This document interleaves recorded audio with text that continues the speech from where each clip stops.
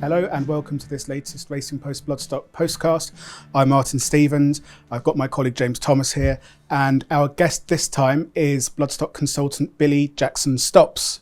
Hello Billy, thank you for coming down. How was the journey? That was very hot. A couple of stops on the tube there with James was quite a sweaty mess, but thank you so much for having me. It's very kind of you. Now, you've been in the news a bit recently, most recently because Shaden, your purchase last year, won listed Rose Bowl Stakes at Newbury on Friday. Congratulations. Can you just tell us a bit about her and what her future plans might be? Yeah, I got a bit of luck there early on in my career. Probably used up all my luck already, but she was a purchase from Tattersalls Ascot Yearling Sale. She was a second top lot there. By no nay never. It took a bit of a gamble on her, really. You know, she wasn't that big. She's slightly slack pasterns. But obviously the pedigree was second to none, and she's done the job for us now. She's got her black type, and I think going forward there's the Group 3 at Goodwood called the Prestige over 7 furlongs. So I think we'll go there. It's notoriously, has been not that strong in recent years. So maybe the Dick Pool's an option. Mm-hmm. Dick Pool, I think, that's the one. Yes, yeah. So those would be the two. I mean, there was a horse that hadn't even won a maiden that came second in that last year, I think. Okay. Mike Bell's. So those are two kind of races that you'd try and go to, and if she keeps improving, then you just keep stepping forward from there, really. Yeah. You mentioned her pedigree there. She's by No Nay Never, who was a sprinter, and most of his stock so far have been sprinters and precocious. But you think that she will get that 7 furlongs? Sadler's Wells mare, so there's a bit of stamina on that side. The way it's looked so far, she's kind of, especially the other day, she did her best work was late on, just kind of grinding down that winner. The leader at the time, and Misty Gray. So it looks that way, and I would suggest, just judging on the family, which were kind of best over a mile, she's brother to a horse that was fairly decent over 2.5 miles. Right. Okay. So I'd say from the dam side, there's no stopping her on the stamina front. And the other important thing about her pedigree is that she is out of Amethyst, who is quite an old mare I think she's something like the 15th foal out of the dam or something like that. Spot on. She was a listed winning sister to King of Kings, Guineas winner, turn of the millennium. Did that put you off? Do you think it put other people off? I very, very possibly. Statistically, buying foals out of old mares doesn't really work. There's numbers there that support that. But at the same time, the position I was in, I didn't have a huge sum of money. So it was quite a good angle for me to get a decent pedigree for a little bit less. I mean, I think there's been multiple horses. I think New Approach is down. I think that his down was about 20 something. Yeah, so I mean, it's not the end of the world, but it would have definitely put a few people off. And I saw Nancy Sexton was very quick to put something up on Twitter saying, this was the 15th foal and et cetera, et cetera. But in answer to your question, it would have put a few people off, I think. I mean, do you think that some agents can be a bit too prescriptive when it comes to things like that, or do you think people are just playing the percentages? Yes, I think they would be, but there is, if the numbers are against that kind of thing, statistically, if it's proven that you are limiting your chances of buying a good horse, then rightly so. I think that's probably, if you've got enough money, you don't need to take a risk at doing that. We did take a risk and it's paid off. But yes, I mean that's it really. If you've got enough money, don't take the risk if it's possibly minimising your chances. Mm-hmm. And of course, Shaden didn't cost a bomb considering she had that pedigree. I suppose probably because of that older dam. She was 42,000 from the Tattersalls Ascot sale, which is a relatively new fixture on the sales circuit, but has done quite well, isn't it? There's been a few good graduates this year. It's flying. Like the Breeze Up sale goes really well as well. The Ascot Breeze Up sale there as well. But that yearling sale, it's great that Matt Pra's taken it up. Like he's one of Newmarket's great men, and I think he'll do a great job doing that. But even that winner there, the sprint the other day, I think came out of Tats Ascot for $3,000, the Angel filly. Yeah. So there's a lot of winners that come out of it, and I'd say she'd probably be the first slightly classier horse, but it's encouraging signs. Yeah. So stepping back then, what was your route to becoming the Bloodstock consultant you are now in the news all the time for your purchases? Where did you start out? Because I think it's fair to say 2 or 3 years ago in the Northern Hemisphere, we didn't really hear so much of you. So I was I've kind of come up through the assistant trainer ranks, and the intention was always to be a trainer. And I, did a couple of years with Rafe Beckett as his assistant trainer, and Ollie and Hector Stevens when they were training. And then I was fortunate enough to be asked to go down and assist Godolphin in Australia, and went down there and did a couple of years down there, and then came back here. And obviously, you're out of the loop a little bit. Then you haven't seen anyone on the circuit around here, and also having worked for Godolphin, it's not like you're kind of in there with milling around in the public constantly. You're kind of private places and hidden away a little bit. So it's taken quite a long time to get back in, and I didn't help myself by probably doing it on my own when I should have. I tried very hard to get a job with any agent really, and there was a lot of people that gave me a lot of time, like even the young guys. Alex Elliott was brilliant. I did a lot of time just going around with him and just pestering him. I just asked him 1,000,001 questions, but I couldn't. There was no one that was looking to employ someone at that time. Didn't want to go back to being an assistant trainer. I was just about to turn 28, and it was, it's quite a tough gig, and there weren't really any positions I would like to take. So ended up doing my own thing, and I've just been very lucky along the way, really. Yeah. So now you're buying Bloodstock regularly, and I think James had more in-depth questions about your buying policy and how you choose the horses you do. Looking forward to it. Well, no, I was just going to ask sort of what kind of work you would do before a sale. If we're looking at public auction, yearlings or foals, whatever, so you mentioned the sort of stats around older mares. What other things would you be doing before you actually get to the sales ground to look at a horse in the flesh? I mean, can you do the majority beforehand, or does a lot of it have to be just done? So a lot of agents, I think there'd be a fair few guys that probably wouldn't do that much work on a catalogue, and they think it's all in the physical. I kind of think the other way to that. I would spend a huge amount of time in the catalogue, and you'd be putting through every single cross, and the best horses have best dam size and strike rates, and especially I was lucky enough last year, I kind of knew what I was doing, looking for 2-year-olds. So then you're just looking at the strike weights of stallions with their 2-year-olds kind of thing, so you can take away quite a few stallions off of that straight away. But then the dam size is one important aspect to me as well. If as a dam sire, the kind of best things out of mares by that sire have only ever been 100. That's rated 100, let's say, for example. Like someone put a horse up to me the other day, they're trying to sell to Australia, and the best horse that had come through on the dam sire side there was only ever rated 100 from multiple horses. And you think you're slightly limiting your chance by doing that. So I'm looking for small angles, I suppose, and that's quite a big one. I've teamed up this year with a guy called Bill Oppenheim, who's going to be quite helpful in helping me research the pedigrees a little bit more. And he's very knowledgeable at what type of mares are going to stallions, and kind of which stallions are going to have a better chance than others. And obviously those crosses, which is just, for me, it's so important, even dropping back to the second dam. And that would all be I would have it all marked up in the catalogue. Like my pages in the catalogue are quite full on. There's a lot of writing all over the place, and then you're obviously going through progeny and just putting in handicaps and distances and ground and stuff like that. So you're trying to basically minimise your risk as much as possible. That's it. Yeah. Okay, very good. And then obviously away from public auctions, also private purchases. I mean, the likes of me and Martin are always told that's a very hot market, especially for sort of prospect for Australia and stuff. Is that the case? Is that something you've got involved in? Very much so. It's because of the obviously coming back from the background of an assistant trainer there. I feel like a strength is horses in training. It's an area I absolutely love, and I'd watch a huge amount of racing between Australia and England and Hong Kong now. It's so difficult to buy horses in training privately.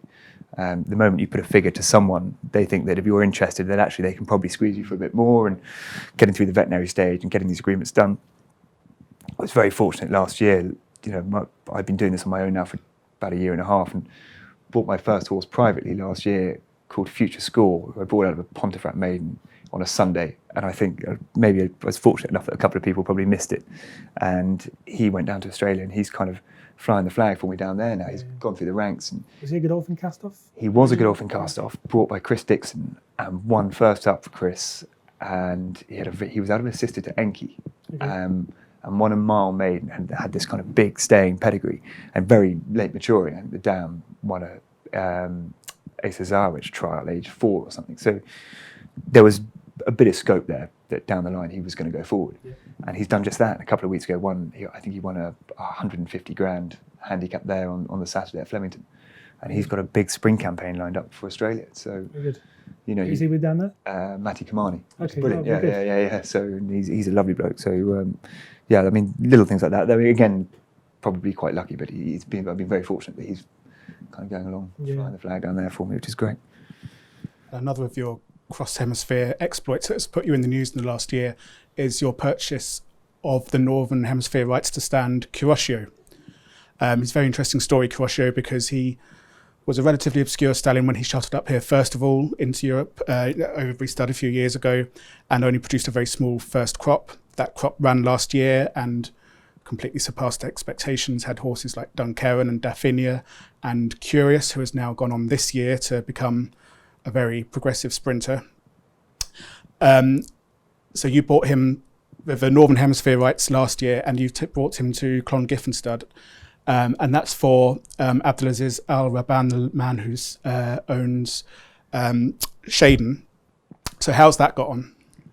I mean, again, it's amazing how these things work. We were looking for a bit of an angle to try and make a little bit of money with Mr. Abdulaziz, who he's a businessman and just quite likes. He just loves that kind of angle to try and make something rather than spurge it down the drain. And this horse came up. I used to run the Flemington stable for Godolphin, so was very much involved in the Victoria operation, where Kuroshio stood in the Victoria part of Godolphin and shared an office with the general Bloodstock Godolphin manager. And he came over to Ascot last year, and I was telling him, Kuroshio is flying. He's got Dauphinia was second in the Marygate, Yes. and then just obviously Goodwood and Dunkerron, that was after Ascot, obviously, but he then came into light, and he wasn't good enough in Australia. They were thinking they wanted to get rid of him. So I mentioned this to Mr. Abdulaziz, and we did a bit of research, watched a few more of the horses go.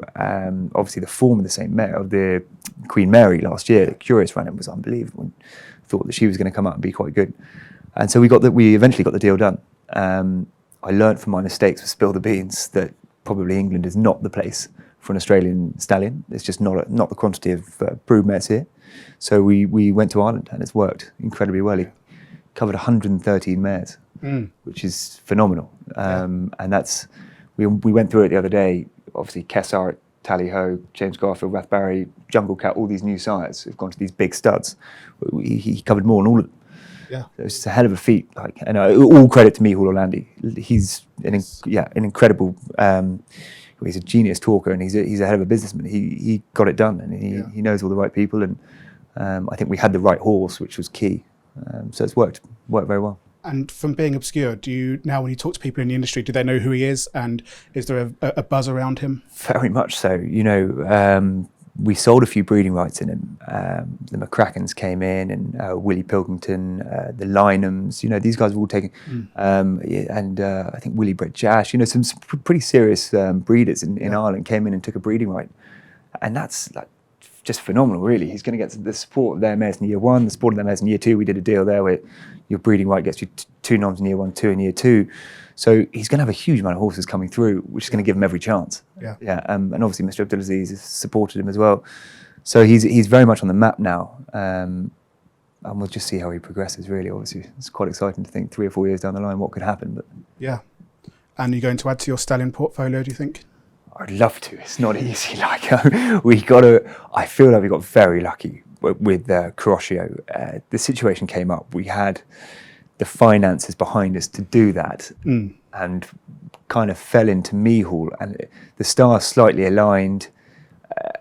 The breeding rights obviously have helped the whole thing just tick over, kind of upfront money. And I just would struggle to see where you'd get that kind of luck again. And we are looking.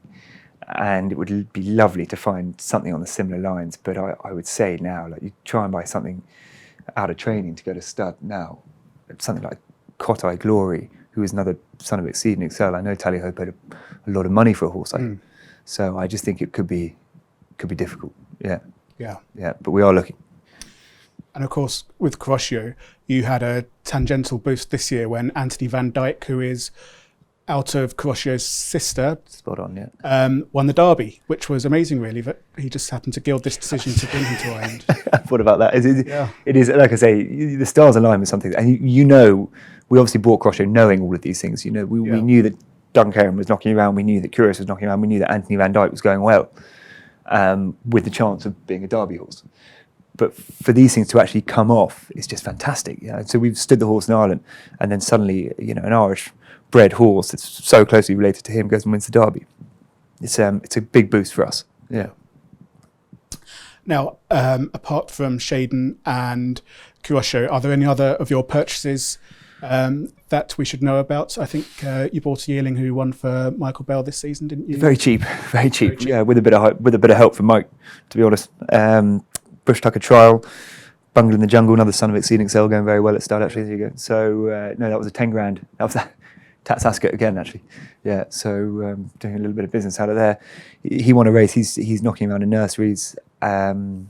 George, I did a lot of work with George Scott, he's a big part of how I've actually managed to come forward on my own. George threw his weight behind me, which was really kind of him when I started this whole thing. And so we bought quite a few yearlings together last year. Started a syndicate with the idea of actually trying to trade horses to Hong Kong.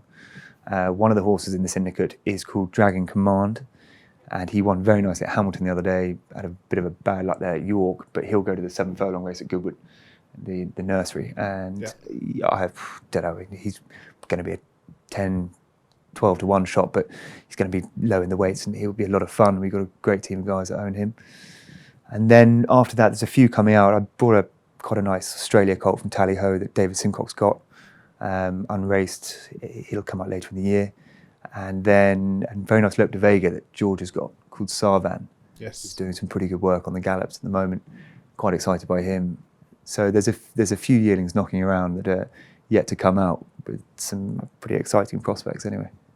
And finding those horses is, of course, only half the battle, because you need to find the clients, the owners, to give you the money and buy them. Can you just shed some light on what it's like for a young bloodstock consultant coming into the industry, trying to find those people willing to put their trust in you? So tough. Yeah, I was very lucky with Mr. Abdulaziz that he gave me a chance, and he's kind of supported me financially, and hopefully I've paid that back. But as a young guy, if I hadn't have had him, I keep telling you, I'd probably be selling nominations for someone, because you wouldn't be able to survive. I've been incredibly fortunate. So finding new people, it's really not easy. And small things like Shannon winning a listed race kind of shows that I've got a little bit, I might have a little bit of an eye in the industry. I might be able to do something. So you hope that a couple of people trust you a little bit more. And there's some guys like Terry Henderson from OTI. He's let me buy him a couple of horses. He's just great at supporting younger people. But I've made a big point of trying to get out there, and any money that comes in is put back into advertising, put back into travelling. Yeah. I'd still go down to Australia. I've been to Hong Kong twice this year. I went to Singapore completely on a whim. You had to keep going out and finding the next guy. And did these trips bear fruit? They did. We had Hong Kong in January. Got a call from Tom Clover, who's a fantastic young trainer in Newmarket, and he said, "Look, I'm not going to be doing a lot in February. I think we should go somewhere." So that'd be great. Let's cut our costs, go and share a room in Hong Kong. Let's go and see if we can meet some people. And we went out there and we met a fellow Tottenham fan, which was great. So we had common ground with this bloke called Patrick, who's a superstar. And he came back for the Craven Breeze Up, and we brought him a really nice Australia colt, which covers the cost of the trips, and you got your foot in the door in Hong Kong. Yeah. And hopefully, I really hope it's a horse that I think will suit Tom down to the ground. It's kind of a little bit of a later developing type, and I just think it should be good. And like I say, you've put your foot in the door, you're starting somewhere. So little things like that. And do you mind if I ask then, what was the genesis of your association with Abdulaziz Al Raban? So George met Abdulaziz a couple of years ago when he was coming into racing. And like I say, George threw his weight behind me massively when I decided that I was going to try and do this on my own. And he took me to Qatar and introduced me to this guy with the idea that he was going to grow and was going to need a racing manager. And so from there, so it is all just credit to George, really. And so we had 4 or 5 days in Qatar, being looked after incredibly well by Mr. Abdulaziz, and eating a lot of boiled goat on his farm, which was quite interesting. And it came from there, and we've kind of gone strength to strength from there. And that was that really. Yeah. And do you think Al Raban Racing will they be traders? Will Shaden, do you think, eventually go to auction or be sold privately, or is he looking forward to breeding from her? He's fairly looking forward to breeding from her, I'd say. If a crazy offer came in, you'd have to advise him to sell it. He is a businessman at the end of the day. Nothing crazy has come in. He is open to offers on anything. he, like I say, he's not just throwing money at this. He quite likes the idea of sort of trying to be a little bit clever than everyone else and making a few quid here and there, which I think is great. And this is actually to the point now we're actually going to look to put a bit of money into some yearlings in Australia, just because he's a bit fed up with the prize money situation here, which is fair enough. I think everyone is. So I think with her pedigree is so good that it would be a lot of fun for us to try and breed from her. Yeah. So I would say she's going to struggle at 3. She's not overly big. Right. So we've got a bit of time to wait, and we might have a bit of a dry year next year with her. But nonetheless, we've got horses there, and we've got all of our horses with Charlie Budget at Kirklington Park Stud. Yeah. Got quite a few mares there. We brought the sister to Talent, which is great, and a couple of other nice horses. And there for Carroccio.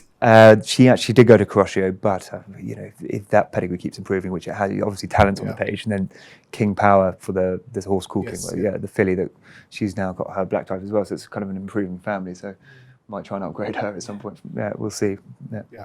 Seems to be a slight sort of sign of the times, isn't it, that you're getting new owners coming in that aren't just looking to necessarily race per se. All options are open when it comes to sort of selling or trading, or I know you mentioned the partnership that you've got with George with the Dragon horse. Prize money situation here. It's a nightmare. It reflects on so much as well. I think the lack of prize money just trickles down to this polarization in the actual sales markets. Just kind of pumping those people into that kind of mid leagues of those sales just doesn't really exist, because you can't go and get 10 guys from the city and tell them it's a good idea to put 10 grand each into a horse, because you're going to get so much prize money back, like you would in Australia or Hong Kong or wherever. Here you go and win a maiden. I think Shadden won a maiden at Kempton. She got 3.5 grand back, and her training fees were not much shorter than that kind of thing. So you won a month's training fees, and that listed race the other day, she won 14 grand, and you take away all your trainers and jockeys, she got 12.5 grand in the bank. Now, I had a look at the provincial races yesterday. The price of the provincial race in Australia, there's a minimum of 35,000 Aussie dollars. So you'd win more for winning a maiden in the provinces than winning a listed race in England. It's not good. No, we rely far too much on the supposed prestige of British racing, don't we? And obviously that's not enough to pay bills. Yeah, mad. I mean, when you're going to Hong Kong and Singapore and places and you're sort of trying to tout new business, how do you sell that? It's very difficult. It's very difficult. So the syndicate we put together, George and I, the idea was if we found something good enough, we would sell it. But it's quite a sad time that we're having to get people in with the idea that we're going to make money by selling the horses on.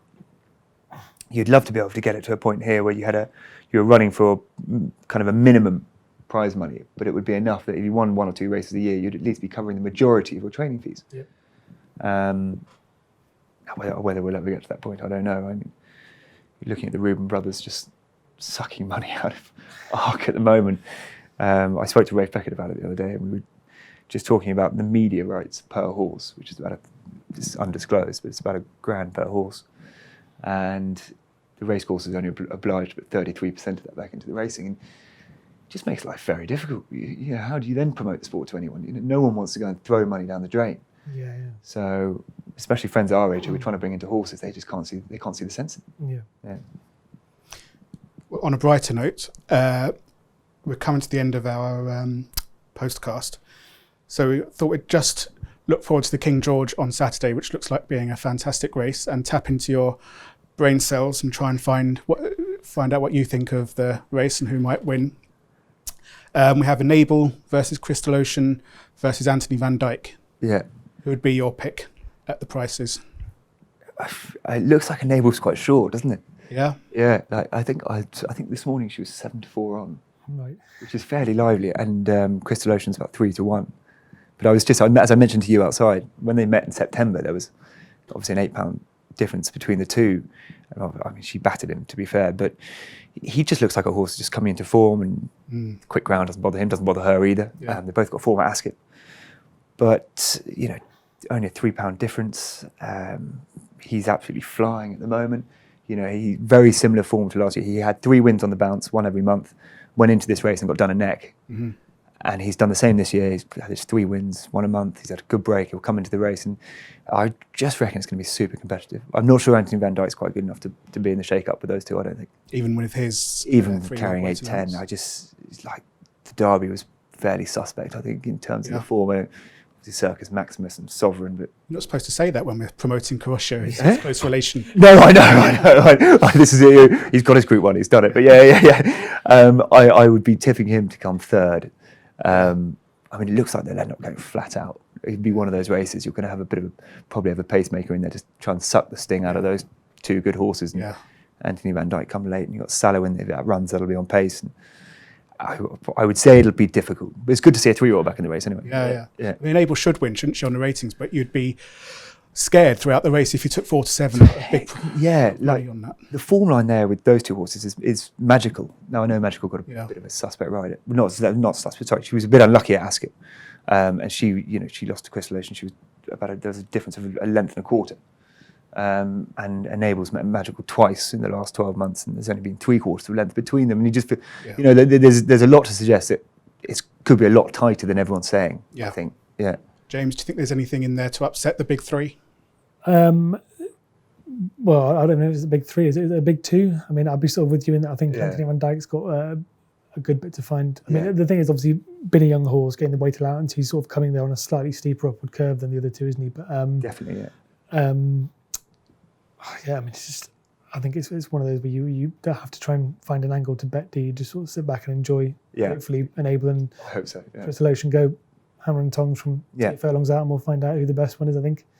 Do you have a strong view either way? If you had to have a bet, and not just enjoy the race on its own. We're going to go for a Martin Stevens. It's pretty good. Yeah. I looked at the prices and I thought Defoe being half the price of Waldgeist was odd, because talking about suspect races, I think Defoe, good horse, improving horse, but has 1-2 races which looked below the class of their graded status. Yeah. So Waldgeist I like, and also Cheval Grand, the Japanese raider, is probably slightly underestimated because he's got some good form that ties in with the likes of Almond Eye and Ray Del Oro over there, who are very good horses. So we probably shouldn't underestimate him, as we often do with foreign horses, like we did with Nagano Gold behind Defoe at Royal Ascot. So I had a look at Cheval Grand as well, and he runs very well fresh. Yeah. And he ran there in Maidan, which he ran behind Old Persian, who I know hasn't done very well this year, but it's not easy running behind those Godolphin horses on home turf. Like, he ran a huge race there, and he could be one to fill that third spot. Definitely 25 to 1 is a great price. Yeah. Okay, well, let's put up Cheval Grand. Yeah, there we go. All right. Take some abuse for that later. But yeah. Okay, well, great. Well, you're going on holiday now, aren't you? Straight on holiday to Italy. Ben, I wish I was staying here. I think it's warmer here at the moment, but yeah. What part of Italy are you going to? Going to Lucca, which is in Tuscany. So we've got a good team of guys going out there, and it should be quite entertaining. And you'll be able to tune into the racing channel to watch the big race at Ascot on Saturday? Definitely. It's a fairly lucky spot. I think I was there last year and got the Coroscio deal over the line nearly, so hopefully get a bit of business done while I'm there, which would be great. Yeah. Celebrate your Cheval Grand. Yeah, if it comes in, there we go. Yeah.